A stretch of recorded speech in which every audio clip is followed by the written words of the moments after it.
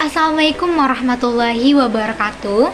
Perkenalkan, kami dari kelompok 2 yang beranggotakan saya sendiri, Azrina Rahmadani, dan 2 rekan saya lainnya. Saya Givia Ningsih. Saya Nurul Fadila. Adapun judul materi yang akan kami bawakan yaitu keterkaitan psikologi dan bahasa serta komunikasi. Nah, adapun pembahasan kita pertama yaitu bahasa dan berbahasa perspektif psikologistik. Nah, apa sih bahasa itu? Bahasa adalah suatu sistem simbolisan yang arbiter yang dipakai oleh anggota suatu masyarakat bahasa untuk berkomunikasi dan berinteraksi antar sesamanya yang berlandaskan pada budaya yang mereka miliki bersama. Sistem dalam bahasa adalah sistem yang terdiri dari simbol-simbol. Karena bahasa adalah lisan, maka simbol-simbol ini juga berupa simbol-simbol lisan. Kemudian, bahasa dan berbahasa adalah dua hal yang sejatinya berbeda. Bahasa secara garis besar merupakan alat verbal yang digunakan untuk berkomunikasi, sedangkan berbahasa merupakan penyampaian informasi tersebut. Dari pernyataan tersebut, secara tidak langsung kita dapat menarik kesimpulan bahwa bahasa adalah suatu objek kajian linguistik, sedangkan berbahasa merupakan objek kajian psikologi. Nah, apa sih ilmu psikolinguistik itu? Ilmu psikolinguistik itu mempelajari hakikat bahasa, struktur bahasa, bagaimana bahasa itu diperoleh, bahasa itu bekerja, dan bahasa itu berkembang. Baiklah, kita masuk kepada hakikat linguistik dan psikolinguistik. Menurut Verhaer, linguistik berarti bahasa. Kata linguistik berasal dari bahasa Latin lingua, yang berupa bahasa Roman. Masih ada kata serupa dengan lingua Latin itu, yaitu langue dan langage dalam bahasa Prancis, dan bahasa lingua dalam bahasa Itali. Dalam bahasa Indonesia, yaitu linguistik adalah nama bidang ilmu, dan kata sifatnya adalah linguistis atau linguistik.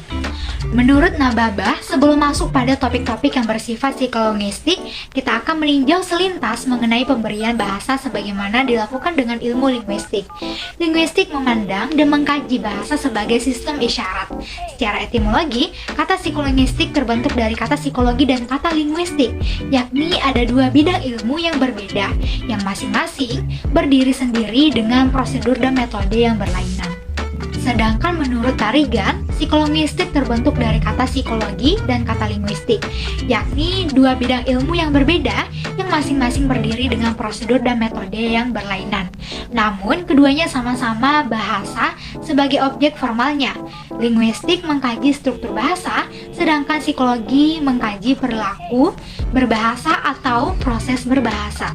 Baiklah, kita masuk kepada objek kajian linguistik. Nah, objek kajian linguistik ini dapat dibagi menjadi dua cabang besar, yaitu linguistik mikro dan makro. Objek kajian mikro adalah struktur internal bahasa itu sendiri. Mikro internal terdapat dalam beberapa cabang, yaitu pertama, fonologi. Secara etimologi, istilah fonologi ini dibentuk dari kata fon yang bermakna bunyi, dan logi yang berarti ilmu. Dalam Kamus Besar Bahasa Indonesia menyatakan fonologi adalah bidang alam linguistik yang menyelidiki bunyi-bunyi bahasa menurut fungsinya. Kedua, ada morfologi. Secara etimologi, kata morfologi berasal dari bahasa Yunani, yaitu morphe, yang berarti bentuk atau logos yang artinya ilmu. Ketiga, ada sintaksis. Sintaksis berasal dari bahasa Yunani, yaitu san yang berarti dengan, dan kata tantein artinya menempati. Atau dengan kata lain, yaitu cabang linguistik tentang susunan kalimat dan bagiannya atau ilmu. Keempat, ada leksikal.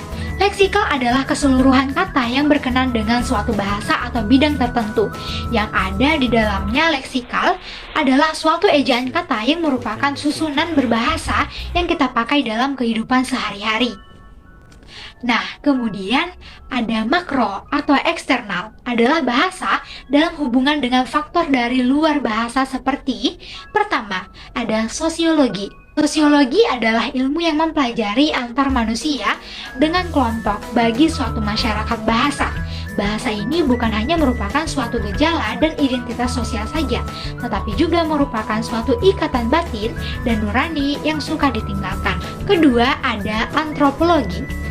adalah studi tentang spesies manusia dan nenek moyang terdekatnya, mempelajari seluruh kondisi manusia, baik itu masa lalu maupun masa depan. Ketiga, ada neurologi, adalah mengkaji hubungan antar bahasa, berbahasa, dan otak manusia. Kita masuk kepada objek kajian psikologistik. Yang pertama ada pemerolehan bahasa, kedua ada tahapan dan kajian yang dilalui ketika melihat seseorang yang sedang berbicara, mendengarkan dan membaca. Ketiga, ada pemakaian bahasa. Keempat, ada pemerolehan tahapan bayi untuk memperoleh bahasa pertama. Ketujuh, memproduksi bahasa. Kedelapan, pemberosan bahasa. Kesembilan, proses pengkodean. Dan yang kesepuluh, bahasa dan perilaku manusia. Kelima, ada hubungan antar bahasa dengan otak. Keenam, membaca atau mendengarkan seseorang. Kemudian keterkaitan psikologistik dan linguistik. Nah, hubungan psikologi dengan linguistik yaitu sama-sama meneliti bahan sebagai objek formalnya. Hanya materinya saja yang berbeda. Linguistik mengkaji struktur bahasa, sedangkan psikologi mengkaji perilaku berbahasa atau proses berbahasa. Psikologi mengajarkan bagaimana bahasa membentuk pemikiran seseorang mengenai dunia. Pengungkapannya dengan berbagai cara verbal seperti lisan maupun tulisan, dan juga ada bahasa isyarat. Mungkin orang tidak sadar bahwa orang yang berbeda bahasa juga bisa memiliki pemikiran dan persepsi yang berbeda. Contohnya, bahasa Inggris memiliki vocabulary yang lebih banyak dibandingkan Indonesia. Misalnya kata gastric pains, bagi orang yang mengerti bahasa Inggris, mereka bisa mengungkapkannya dengan istilah gastric pains tersebut. Tapi bagaimana seseorang yang tidak mengerti bahasa akan susah mengungkapkan apa yang dirasakan. Nah, ini hanya persoalan kecil tentang bagaimana bahasa berhubungan dengan psikologi. Bagaimana kita bisa membedakan jenis-jenis warna juga. Biasanya dalam bahasa Indonesia akan menyebut merah, kuning, biru, dan lain-lain. Tetapi dalam bahasa Inggris terdapat banyak shade dari warna merah, yaitu mahagany, scarlet, merlot, dan lain-lain. Semakin banyak vocabulary seseorang, dia akan semakin luas dan detail menerima sensasi, melihat, dengar, mengecap, menyentuh, dan mempersepsi lingkungan itu selalu merupakan proses psikologi. Saya Givia Ningsih akan melanjutkan materi selanjutnya. Keterkaitan psikologi dengan komunikasi, serta pengertian dan ruang psikologi komunikasi. Pengertian psikologi komunikasi. Komunikasi sebagai ilmu yang multidisiplin memiliki banyak pengertian dan makna sesuai dengan latar belakang bidang ilmu yang memberi pengertian, sehingga komunikasi dapat diartikan dalam perspektif sosiologi, psikologi, psikologi sosial, antropologi, politik, dan sebagainya. Dalam konsep ilmu komunikasi, keterkaitan psikologi memang tidak bisa ditinggalkan. Psikologi komunikasi ini memiliki batasan makna yang sangat luas, meliputi segala penyampaian energi, gelombang suara, tanda di antara tempat, sistem atau organisme. Kata komunikasi sendiri dipergunakan sebagai proses, sebagai pesan, sebagai pengaruh atau secara khusus sebagai pesan pasien dalam psikoterapi. Jadi, psikologi komunikasi adalah ilmu yang berusaha menguraikan, mengamalkan, dan mengendalikan peristiwa mental dan behavioral dalam komunikasi. Peristiwa mental adalah internal mediation of stimuli sebagai akibat berlangsungnya komunikasi. Sementara itu, peristiwa behavioral adalah apa yang nampak ketika orang berkomunikasi. Lingkup psikologi komunikasi. Psikologi komunikasi berkaitan dengan bagaimana pencapaian komunikasi yang efektif dalam interaksi manusia. Menurut Visser dalam bukunya Jalaluddin Rahmat, pendekatan psikologi komunikasi memiliki 4 ciri, yaitu: pertama, penerimaan stimuli secara indrawi, sensory reception of stimuli. Yang kedua, proses yang mengantarai stimuli dan respon, internal mediation of stimuli. Yang ketiga, ada prediksi response, prediction of response. Yang keempat, ada peneguhan response, reinforcement of response. Menurut A. Miller, psikologi komunikasi adalah ilmu yang berusaha menguraikan, meramalkan, dan mengendalikan peristiwa mental dan perilaku komunikasi individu. Peristiwa mental adalah proses yang mengantarai stimuli dan respon, internal mediation of stimuli, yang berlangsung sebagai akibat berlangsungnya komunikasi. Tujuan psikologi komunikasi secara umum: Psikologi meneliti kesadaran dan pengalaman manusia. Hal tersebut diarahkan pada pusat perhatian perilaku manusia dan mencoba menyimpulkan proses kesadaran yang menyebabkan terjadinya perilaku manusia itu. Psikologi pada perilaku individu komunikan ketika akan melakukan komunikasi tidak bisa dipungkiri membutuhkan pihak lain sebagai pendengar atau komunikan untuk merespon pesan yang disampaikan. Psikologi komunikasi juga melihat bagaimana respon yang terjadi pada masa lalu dapat meramalkan respon yang terjadi pada masa yang akan datang. Kepribadian manusia. Kepribadian manusia terbentuk dan berkembang melalui komunikasi. Karenanya, melalui komunikasi, seorang individu menemukan dirinya sendiri, mengembangkan konsep diri, dan menetapkan dirinya dengan lingkungan sekitarnya. Hubungan tersebut menentukan kualitas hidupnya sendiri. Kegagalan berkomunikasi akan berakibat buruk pada proses pembentukan kepribadian seseorang. Untuk itu, setiap individu memerlukan keterampilan dan kemampuan sehingga dapat berkomunikasi yang efektif. Psikologi komunikasi bertujuan untuk memahami tanda-tanda komunikasi yang efektif dalam berbagai bentuk kontekstualnya. Komunikasi merupakan peristiwa psikologi dalam diri masing-masing peserta komunikasi. Karakteristik komunikasi. 1. Ciri-ciri khas proses komunikasi. Komunikasi itu proses yang dinamis. Komunikasi itu tidak bisa diulang atau diubah. Yang kedua, fungsi komunikasi. Memahami diri sendiri dan orang lain, memanfaatkan hubungan yang bermakna, mengubah sikap perilaku. 3. 5 aksioma komunikasi. Aksioma 1, seseorang tidak dapat berkomunikasi. Aksioma 2, setiap interaksi memiliki dimensi isi dan hubungan. Aksioma ketiga, setiap interaksi diartikan oleh bagaimana perilaku para pelaku interaksi menjelaskan kejadian. Aksioma keempat, pada pesan bersifat digital atau analog. Aksioma kelima, pertukaran komunikasi bersifat simetrik dan komplementer.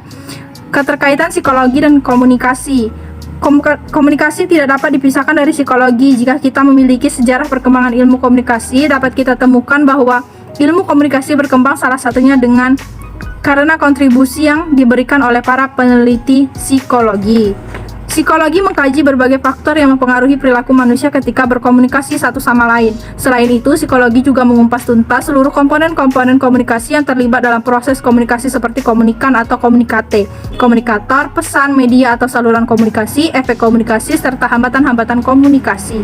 Psikologi juga menganalisa komunikasi antar individu, mengkaji berbagai lambang yang diberikan, mengkaji proses pengungkapan pikiran menjadi lambang, pengaruh lambang terhadap perilaku manusia, proses penerimaan pesan, dan menganalisa faktor-faktor situasional dan personal yang mempengaruhinya, dan menjelaskan berbagai corak komunikan ketika sendirian atau dalam kelompok. Itu saja materi yang dapat saya sampaikan. Selanjutnya akan dijelaskan oleh Saudari Nurul Fadila. Saya Nurul Fadila. Baiklah, saya akan melanjutkan materi selanjutnya, yaitu hubungan psikologi dengan komunikasi. Hubungan psikologi dalam komunikasi antara lain adalah yang pertama itu komunikan atau komunikate manusia. Komunikan atau komunikate adalah salah satu unsur komunikasi yang menjadi fokus utama dalam psikologi komunikasi. Menurut sudut pandang psikologi, komunikan atau komunikate memiliki beberapa karakteristik yang dapat dijelaskan dengan menggunakan berbagai konsepsi.